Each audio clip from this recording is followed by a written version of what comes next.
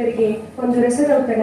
ಈಗ ಕವಿಗೋಷ್ಠಿ ಕವನ ವಾಚನದ ಈ ಕಾರ್ಯಕ್ರಮದಲ್ಲಿ ಮೊದಲಿಗೆ ವೇದಿಕೆಗೆ ಬರಬೇಕು ಶ್ರೀಮತಿ ಶ್ವೇತಾ ನರಗುಂದ್ ಅವರು, ಹಿರಿಯ ಸಾಹಿತಿ, ಬೆಳಗಾವಿ ಜಿಲ್ಲಾ ಲೇಖಕಿಯರ ಸಂಘದ ಹಿರಿಯ ಸದಸ್ಯೆ. ಹಾಗೆ ಮತ್ತೋರ್ವ ಯುವ ಕವಿಯಾದಂತಹ ಶ್ರೀಯುತ ನಾಗೇಶ್ ನಾಯಕ್ ಅವರು ಕೂಡ ವೇದಿಕೆಗೆ ಬರಬೇಕು. ಈ ಕಾರ್ಯಕ್ರಮದಲ್ಲಿ ತಮ್ಮ ಉಪಸ್ಥಿತಿಯನ್ನು ನೀಡಲು ಮಹಿಳಾ ಸಮಾಜದ ಹಿರಿಯರಾದಂತಹ ಶ್ರೀಮತಿ ಶೈಲಜಾ ಬಿಂಗಿ ಅವರು ವೇದಿಕೆಗೆ ಬರಬೇಕಾಗಿ ವಿನಂತಿ. ನೇರವಾಗಿ ಕವನ ವಾಚನವನ್ನು ಪ್ರಾರಂಭಿಸುವುದರ ಮೂಲಕ ಈ ಕಾರ್ಯಕ್ರಮ ಪ್ರಾರಂಭಗೊಳ್ತಾ ಇದೆ. ಮೊದಲನೆಯದಾಗಿ ಶ್ರೀಮತಿ ಶ್ವೇತಾ ನರಗುಂದ್ ಅವರಿಂದ ಕವನ ವಾಚನ, ಅವರ ಒಂದು ಕಿರುಪರಿಚಯ ನೇಮಕಾತಿ. ಶ್ವೇತಾ ನರಗುಂದ್ ಬೆಳಗಾವಿಯವರೇ ಆದ ಶ್ವೇತಾ ನರಗುಂದ್ ಅವರು BSc ಪದವೀಧರೆ, ಶಿಕ್ಷಕಿಯಾಗಿ ವೃತ್ತಿಯಲ್ಲಿ ಅನುಭವ ಹೊಂದಿದ ಇವರು ಹಿಂದೂಸ್ತಾನಿ ಶಾಸ್ತ್ರೀಯ ಸಂಗೀತದಲ್ಲಿ ಡಿಪ್ಲೊಮಾ ಪದವಿ ಪಡೆದ ಇವರು ಬೆಳಗಾವಿಯ ಸಾಹಿತ್ಯ ವಲಯದಲ್ಲಿ ಖ್ಯಾತ ಸಾಹಿತಿಯಾಗಿ ಗುರುತಿಸಿಕೊಂಡಿದ್ದಾರೆ.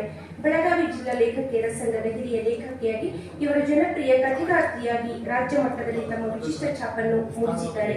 ಇಲ್ಲಿಯವರೆಗೆ ಕಥೆ, ಕವನ, ಪ್ರವಾಸ ಕಥನ, ವೈದ್ಯ ವಿಜ್ಞಾನ, ಕಾದಂಬರಿ ಸಂಪಾದಿತ ಕೃತಿಗಳಾಗಿ ಸುಮಾರು 20ಕ್ಕೂ ಹೆಚ್ಚು ಕೃತಿಗಳನ್ನ ಇವರು ನಮ್ಮ ಕನ್ನಡ ಸಾರಸ್ವತ ಲೋಕಕ್ಕೆ ನೀಡಿದ್ದಾರೆ. ಸೈನಿಕರಲ್ಲಿ ಮಾದರಿಯಾಗಿ, ಕಿರಿಯರಿಗೆ ಮಾರ್ಗದರ್ಶಕರಾಗಿ ಗಂಭೀರ ನಿಲುವಿನ ಇವರು ಸಾಹಿತ್ಯ ಸಾಧನೆಗೆ ಅನೇಕ ಜಿಲ್ಲಾ ಹಾಗೂ ರಾಜ್ಯ ಮಟ್ಟದ ಪ್ರಶಸ್ತಿಗಳು ದೊರೆತಿವೆ. ಉತ್ತಮ ಹಾಡುಗಾರ್ತಿಯಾದ ಇವರು ತಮ್ಮ ಕವನಗಳಿಗೆ ತಾವೇ ರಾಗ ಸಂಯೋಜಿಸಿ ಹಾಡುವುದರೊಂದಿಗೆ ರಂಗಸಜ್ಜಿಗೆಯಲ್ಲಿ ಅಭಿನಯಿಸಿ ಸೈ ಎನಿಸಿಕೊಂಡಿದ್ದಾರೆ. ಇವರ ಒಂದು ವಿಶಿಷ್ಟತೆ ಎಂದರೆ ನಮ್ಮ ಬೆಳಗಾವಿ ಸಾಹಿತ್ಯ ವಲಯದಲ್ಲಿ ವೈಜ್ಞಾನಿಕ ಲೇಖನಗಳು ಬಹಳ ಕಮ್ಮಿ ಪ್ರಮಾಣದಲ್ಲಿ ಬರ್ತಾ ಇದ್ದಾವೆ. ಆದರೆ ವೈಜ್ಞಾನಿಕ ಲೇಖನವನ್ನು ಒಳಗೊಂಡಂತಹ ವೈಜ್ಞಾನಿಕ ಕಾದಂಬರಿ ವಿಮುಖೆಯನ್ನು ಇವರು ನಮ್ಮ ಸಾಹಿತ್ಯ ಲೋಕಕ್ಕೆ ಬಹುದೊಡ್ಡ ಕೊಡುಗೆಯಾಗಿ ಕೊಟ್ಟು ಅದೆಲ್ಲ ಕೂಡ ಎಲ್ಲರ ಸಾಹಿತ್ಯಾಸಕ್ತರ ಗಮನ ಸೆಳೆದಿರುವುದು ಒಂದು ಇವರ ವಿಶೇಷ.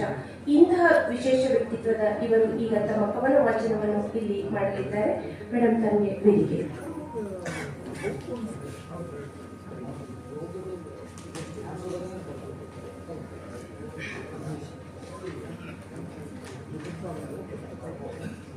ಊಟದ ಸಮಯ ಆಗಿ ಹೋಗಿದ್ರು, ಇನ್ನ ಸಭಾಭವನ ತುಂಬಿರೋದು ಸಾಹಿತ್ಯೋತ್ಸವದ ಒಂದು ವಿಶೇಷತೆ ಅಂತ ನಾನು ಅಂದ್ಕೊಡ್ತೇನೆ. ಇಲ್ಲಾಂದ್ರೆ ಬಹುಶಃ ಇಷ್ಟೊತ್ತಿಗೆ ಅರ್ಧ ಇದು ಖಾಲಿಯಾಗಿರ್ತಿತ್ತು. DS ಕರ್ಕಿ ವೇದಿಕೆಯ ಮೂಲಕ ತಮಗೆಲ್ಲರಿಗೂ ನನ್ನ ನಮಸ್ಕಾರಗಳನ್ನು ತಿಳಿಸ್ತಾ ನನ್ನ ಒಂದು ಕವಿತೆಯನ್ನು ತಮ್ಮ ಮುಂದೆ ಪ್ರಸ್ತುತಪಡಿಸ್ತಾ ಇದ್ದೇನೆ. ಬದುಕೆ ನೀನೀಗ ತುಸು ನಿಧಾನ ಹೆಜ್ಜೆ ಇಡು, ಬಹಳಷ್ಟು ಕೆಲಸ ಇನ್ನೂ ಬಾಕಿ ಇದೆ. ಅವಸರದ ಪಯಣದಲ್ಲಿ ಕೊಟ್ಟದ್ದಕ್ಕೂ ತಾಳಮೇಳವಿಲ್ಲ. ಬಹಳಷ್ಟು ಲೆಕ್ಕಗಳ ಸರಿದೂಗಿಸುವುದು ಇನ್ನೂ ಬಾಕಿ ಇದೆ. ಬದುಕೆ ನೀನೀಗ ತುಸು ನಿಧಾನ ಹೆಜ್ಜೆ ಇಡು, ಬಹಳಷ್ಟು ಕೆಲಸ ಬಾಕಿ ಇದೆ. ರೇಸಿನ ಕುದುರೆಯಾಗಿದ್ದೆ, ಓಟದ ಅಮಲಿನಲ್ಲಿ ಗರ್ಕಾಗಿದ್ದೆ. ಯಾರನ್ನೋ ಹಿಂಗಾಲಲ್ಲಿ ಒದೆದೋಡಿದೆ, ಯಾರನ್ನೋ ಸರಿಸಿ ಹಿಂದಿಕ್ಕಿದೆ. ಯಾರ ಕಣ್ಣಲ್ಲೋ ಧೂಳೆ ಹಚ್ಚಿದೆ, ಅವರ ಕೈ ಚುಂಬಿಸಿ ಕಣ್ಣಿಗೊತ್ತಿಕೊಂಡು ಒಂದೇ ಒಂದು ಸಲ ಕ್ಷಮೆ ಕೋರುವುದಿದೆ. ಮನದ ಭಾರ ಕರಗಿಸಿಕೊಳ್ಳುವುದಿದೆ. ಬದುಕೆ ನೀನೀಗ ತುಸು ನಿಧಾನ ಹೆಜ್ಜೆ ಇಡು, ಬಹಳಷ್ಟು ಕೆಲಸ ಇನ್ನೂ ಬಾಕಿ ಇದೆ. ನಾ ಕಾಸಿಗೊಳಿಸಿದ ಮನೆಗಳಿಗೆ ಮುಲಾಮು ಹಚ್ಚುವುದಿದೆ. ಉರುಳಿಸಿದ ಬಿಸಿ ಹನಿಗಳ ಮುತ್ತಾಗಿಸುವುದಿದೆ. ಹರಿದ ಮುರಿದ ಸಂಬಂಧಗಳ ಎಳೆ ಹೆಕ್ಕಿ ನೇಯುವುದಿದೆ. ಬದುಕೆ ನೀನೀಗ ತುಸು ನಿಧಾನ ಹೆಜ್ಜೆ ಇಡು, ಬಹಳಷ್ಟು ಕೆಲಸ ಇನ್ನೂ ಬಾಕಿ ಇದೆ. ಕಂಡ ಕನಸಿನ ಚಿತ್ರಕ್ಕೆ ಅಳಿದುಳಿದ ಬಣ್ಣಗಳ ತುಂಬುವುದಿದೆ. ಕಮರಿದ ಬಯಕೆಗಳಿಗೆ ಗೌರವದ ವಿದಾಯ ಹೇಳುವುದಿದೆ. ನನ್ನುಸಿರ ಮೇಲೆ ಹಕ್ಕು ಉಳ್ಳವರಿಗೆ ಸಮಜಾಯಿಷಿ ನೀಡುವುದಿದೆ. ಬದುಕೆ ನೀನೀಗ ತುಸು ನಿಧಾನ ಹೆಜ್ಜೆ ಇಡು, ಇನ್ನೂ ಬಹಳಷ್ಟು ಕೆಲಸ ಬಾಕಿ ಇದೆ. ಜೀವನ ಸಂಗ್ರಾಮವಲ್ಲ, ಸೋಲು ಗೆಲುವಿನ ಅಖಾಡವಲ್ಲ. ಜೀವನ ಸಂಗ್ರಾಮವಲ್ಲ, ಸೋಲು ಗೆಲುವಿನ ಅಖಾಡವಲ್ಲ. ಬರಿದೇ ಕಲಿಯುವ ಆಟ. ಅಂತಿಮ ಪರದೆ ಜಾರುವ ಮುನ್ನ ನಗು ನಗುತ್ತ ಹಗುರಾಗಿ ಕೈ ಬೀಸಿ ವಿದಾಯ ಹೇಳುವುದಿದೆ. ಬದುಕೆ ನಿನ್ನ ಋಣ ತೀರಿಸುವುದು ಇನ್ನೂ ಬಾಕಿ ಇದೆ. ನೀನೀಗ ತುಸು ನಿಧಾನ ಹೆಜ್ಜೆ ಇಡು. ಇನ್ನು ಬಹಳಷ್ಟು ಕೆಲಸ ಬಾಕಿ ಇದೆ. ನಮಸ್ಕಾರ.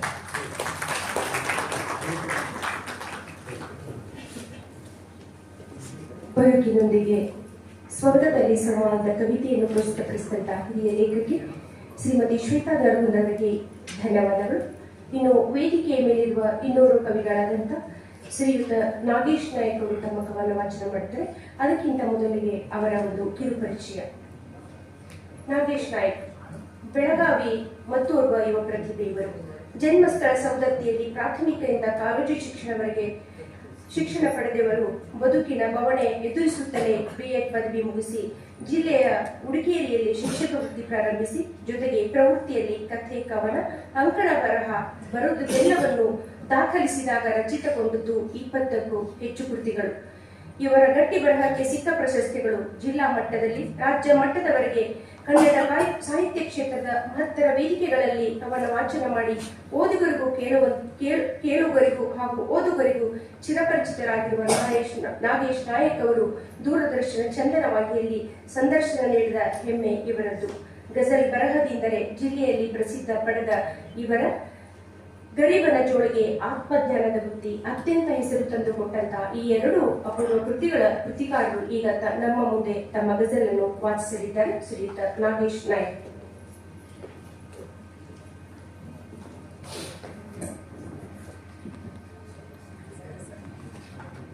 ಎಲ್ಲರಿಗೂ ನಮಸ್ಕಾರ. ಕವಿತೆಯ ಶೀರ್ಷಿಕೆ ಉಸಿರು ನಿಂತ ಮರುಕ್ಷಣ. ಒಂದು ದಿನ ನನ್ನ ಉಸಿರು ನಿಲ್ಲುತ್ತದೆ, ಒಂದು ದಿನ ನನ್ನ ಉಸಿರು ನಿಲ್ಲುತ್ತದೆ, ಯಾರೂ ಮರಗಬೇಕು. ಕಣ್ಣು ತೆರೆದಿದ್ದರೆ ನಿಧಾನಕ್ಕೆ ಮುಚ್ಚಿಬಿಡಿ, ಕಣ್ಣು ತೆರೆದಿದ್ದರೆ ನಿಧಾನಕ್ಕೆ ಮುಚ್ಚಿಬಿಡಿ, ದಯವಿಟ್ಟು ಕಣ್ಣೀರು ಹಾಕಬೇಕು.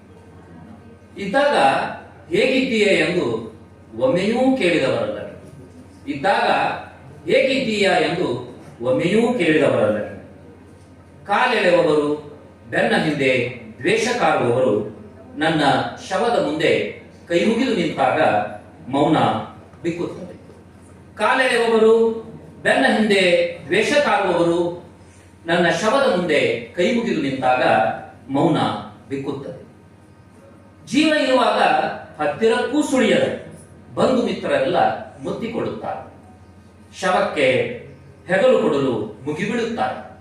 ಆದರೆ ಕಷ್ಟವೆಂದು ಕಂಬನಿಗರೆಯುವಾಗ ಕೈ ಹಿಡಿದು ಸಾಂತ್ವನ ನೀಡಲಿಲ್ಲ ಇವರು.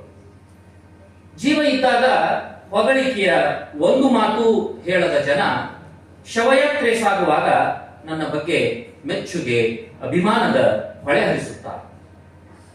ಎದುರಿಗೆ ಸಿಕ್ಕಾಗ ಒಮ್ಮೆಯೂ ಅಪ್ಪಿಕೊಳ್ಳದ ಮಂದಿ, ಎದುರಿಗೆ ಸಿಕ್ಕಾಗ ಒಮ್ಮೆಯೂ ಅಪ್ಪಿಕೊಳ್ಳದ ಮಂದಿ ಫೇಸ್ಬುಕ್, ವಾಟ್ಸಾಪ್ಗಳಲ್ಲಿ ನನ್ನ ಭಾವಚಿತ್ರ ಹಾಕಿ ಶ್ರದ್ಧಾಂಜಲಿ ಅರ್ಪಿಸುವಾಗ ಸಾವು ಕೂಡ ನರಳುತ್ತಾರೆ. ಚಿತೆಗೆ ತಾಗಿಸಿದ ಬೆಂಕಿ ನಿಮಿಷದಲ್ಲಿ ಬಾಣೆತ್ತರ ಚಾಚಿದಾಗ, ಚಿತೆಗೆ ತಾಗಿಸಿದ ಬೆಂಕಿ ನಿಮಿಷದಲ್ಲಿ ಬಾಣೆತ್ತರ ಚಾಚಿದಾಗ ಉಳಿಯುವುದೇನು? ಬರೀ ಬೂದಿ. ಮರಳುವ ಎಲ್ಲ ಹೆಜ್ಜೆಗಳಿಗೂ ನನ್ನ ಆತ್ಮ ಧನ್ಯತೆಯಿಂದ ನಮಿಸುತ್ತದೆ. ಮರಳುವ ಎಲ್ಲ ಹೆಜ್ಜೆಗಳಿಗೂ ನನ್ನ ಆತ್ಮ ಧನ್ಯತೆಯಿಂದ ನಮಿಸುತ್ತದೆ. ಒಂದಂತೂ ಸತ್ಯ, ಒಂದಂತೂ ಸತ್ಯ, ಜೀವ ಬದುಕಿರುವಾಗಲೇ ಎಲ್ಲ ಮರೆತು ಬಿಗಿದಪ್ಪಿಕೊಂಡು ನಾಲ್ಕು ಮಾತನಾಡಿ. ಒಂದಂತೂ ಸತ್ಯ, ಜೀವ ಬದುಕಿರುವಾಗಲೇ ಎಲ್ಲ ಮರೆತು ಬಿಗಿದಪ್ಪಿಕೊಂಡು ನಾಲ್ಕು ಮಾತನಾಡಿ ಬಿಡಿ. ಯಾರಿಗೊತ್ತು, ಯಾರಿಗೊತ್ತು ನಾಳೆ ಆ ಅವಕಾಶ ಸಿಗದೇ ಇರಬಹುದು. ಧನ್ಯವಾದಗಳು.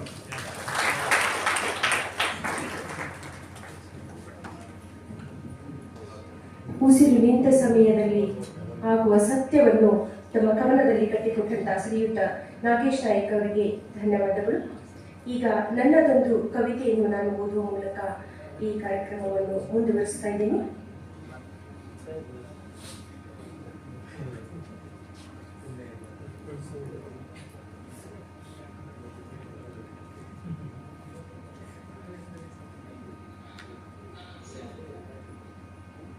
ಒಂದು ಪುಟ್ಟ ಕವಿತೆ ನಿಮ್ಮೆಲ್ಲರಿಗಾಗಿ. ಕವನದ ಶೀರ್ಷಿಕೆ ಅವನು ಅವಳು. ಕವನದ ಶೀರ್ಷಿಕೆ ಅವನು ಅವಳು. ಅವನೆಂದು ಅವಳ ಮೇಲೆ ಕೈ ಎತ್ತಲೇ ಇಲ್ಲ. ಅವನೆಂದು ಅವಳ ಮೇಲೆ ಕೈ ಎತ್ತಲೇ ಇಲ್ಲ. ಆದರವಳ ಎದೆಯ ಗಾಯದಿಂದ ರಕ್ತ ಜಿನುಗುತ್ತಲೇ ಇತ್ತು. ಆದರವಳ ಎದೆಯ ಗಾಯದಿಂದ ರಕ್ತ ಜಿನುಗುತ್ತಲೇ ಇತ್ತು. ಅವನೆಂದು ಅವಳಿಗೆ ದನಿ ಎತ್ತಿ ಗದರಲೇ ಇಲ್ಲ. ಅವನೆಂದು ಅವಳಿಗೆ ದನಿ ಎತ್ತಿ ಗದರಲೇ ಇಲ್ಲ. ಆದರವಳ ಮನದ ಆಕ್ರಂದನ ಮುಗಿಲು ಮುಟ್ಟಿತ್ತು. ಆದರವಳ ಮನದ ಆಕ್ರಂದನ ಮುಗಿಲು ಮುಟ್ಟಿತ್ತು. ಅವನೆಂದು ಅವಳನ್ನು ತಲೆ ಎತ್ತಿ ನೋಡಲೇ ಇಲ್ಲ. ಅವನೆಂದು ಅವಳನ್ನು ತಲೆ ಎತ್ತಿ ನೋಡಲೇ ಇಲ್ಲ. ಆದರವಳು ಮುಡಿದ ಮಲ್ಲಿಗೆ ಬಾಡಲೇ ಇಲ್ಲ. ಆದರವಳು ಮುಡಿದ ಮಲ್ಲಿಗೆ ಬಾಡಲೇ ಇಲ್ಲ. ಅವನು ಅವಳೊಂದಿಗೆ ಅರ್ಧ ಶತಮಾನ ಕಳೆದ. ಅವನು ಅವಳೊಂದಿಗೆ ಅರ್ಧ ಶತಮಾನ ಕಳೆದ. ಆದರವಳಿಗೆ ಅದು ಯುಗಗಳಂತೆ ಭಾಸವಾಗುತ್ತಿತ್ತು. ಆದರವಳಿಗೆ ಅದು ಯುಗಗಳಂತೆ ಭಾಸವಾಗುತ್ತಿತ್ತು. ಅವಕಾಶಕ್ಕಾಗಿ ಧನ್ಯವಾದಗಳು.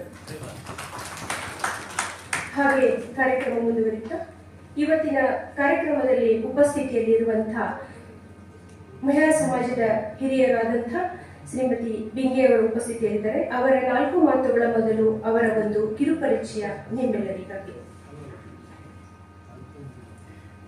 ಶ್ರೀಮತಿ ಶೈಲಜಾ ಬಿಂಗೆ ಕಳೆದ 45 ವರ್ಷಗಳಿಂದ ಬೆಳಗಾವಿಯ ಸಾಹಿತ್ಯ, ಸಾಂಸ್ಕೃತಿಕ, ಸಾಮಾಜಿಕ ಕ್ಷೇತ್ರಗಳಲ್ಲಿ ತಮ್ಮದೇ ಆದಂತಹ ಛಾಪು ಮೂಡಿಸಿ ಪ್ರತಿಯೊಬ್ಬರಿಗೂ ಗುರುತಿನಲ್ಲಿ ಸಿಗುವಂತಹ ಕಾರ್ಯಚಟುವಟಿಕೆಯಲ್ಲಿ ತಮ್ಮನ್ನು ತೊಡಗಿಸಿಕೊಂಡವರು ಶ್ರೀಮತಿ ಶೈಲಜಾ ಬಿಂಗೆ. ಲಿಂಗಾಯತ ಸಮಾಜವನ್ನು ಕಳೆದ 32 ವರ್ಷಗಳಿಂದ ಕಟ್ಟಿಬೆಳೆಸಿ ಮಹಿಳೆಯಲ್ಲಿರುವ ಗೃಹಿಣಿಯಲ್ಲಿರುವಂತಹ ಕೌಶಲ್ಯಗಳನ್ನು ವೇದಿಕೆಯ ಮೇಲೆ ಅನಾವರಣಗೊಳಿಸಿ ಅವರಿಗೂ ಒಂದು ಗುರುತನ್ನು ಮಾಡಿಕೊಟ್ಟಂತಹ ವಿಶಿಷ್ಟತೆ ಇವರದ್ದು. ಕಳೆದ 4 ದಶಕಗಳಿಂದ ಸಾಮಾಜಿಕ, ಶೈಕ್ಷಣಿಕ, ಆಧ್ಯಾತ್ಮಿಕ ಕ್ಷೇತ್ರದಲ್ಲಿ ತಮ್ಮನ್ನು ತಾವು ಸಕ್ರಿಯವಾಗಿ ತೊಡಗಿಸಿಕೊಂಡು ತಮ್ಮ ಬದುಕಿನ ಬಹುಪಾಲವನ್ನು ಸಮಾಜಕ್ಕಾಗಿಯೇ ಮೀಸಲಿಟ್ಟಂತಹ ಧೀಮಂತ ಮಹಿಳೆ ಶ್ರೀಮತಿ ಶೈಲಜಾ ಬಿಂಗೆಯವರು. ಇವರ ಈ ಸಾಧನೆಗೆ ಸಂದ ಪ್ರಶಸ್ತಿಗಳು ಅನೇಕ. ಅವುಗಳಲ್ಲಿ ಕೆಲವನ್ನು ನಾನಿಲ್ಲಿ ಉಲ್ಲೇಖಿಸ್ತಾ ಇದ್ದೇನೆ.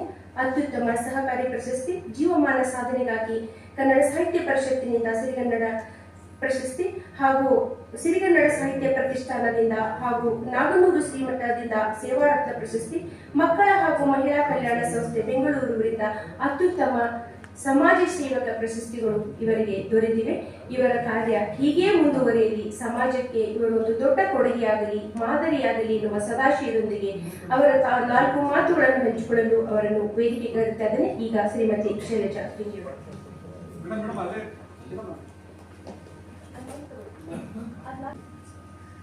ಈ ಸಾಹಿತ್ಯ ದಿಗ್ಗಜರ ಮಧ್ಯೆ ನಂದ್ಯಾಕೆ ಗೌರವ ಉಪಸ್ಥಿತಿ ಅಂತ ನಿಮಗೆಲ್ಲ ಆಶ್ಚರ್ಯ ಆಗ್ತಿರ್ಬೋದು. ನಾನು ಓದುವ ಹವ್ಯಾಸ ಇದ್ದವಳು, ಒಳ್ಳೆಯ ಸಂಗೀತ ಕೇಳುವ ಹವ್ಯಾಸ ಕೂಡ ನನಗಿದೆ. ಇವತ್ತಿನ ಈ ಸಮಾರಂಭ, ಬೆಳಗಾವಿ ಸಾಹಿತ್ಯೋತ್ಸವ, ಈ ಒಂದು ವೈಚಾರಿಕ ಸಂಗೀತ ಮತ್ತು ಸಾಹಿತ್ಯದ ವೈಚಾರಿಕ ಚಿಂತನೆ ಮಂಥನದಲ್ಲಿ ನಾನು ಭಾಗಿಯಾಗಿದ್ದು ನನ್ನ ಅದೃಷ್ಟ ಅಂತಲೇ ಹೇಳ್ಬೋದು. ಇದಕ್ಕಾಗಿ ನಾನು ಶ್ರೀ ಶಿರೀಶ್ ಜೋಶಿಯವರಿಗೆ ನನ್ನ ಧನ್ಯವಾದಗಳನ್ನು ಅರ್ಪಿಸ್ತಾ ಇದ್ದೇನೆ. ಥ್ಯಾಂಕ್ ಯು, ಧನ್ಯವಾದ.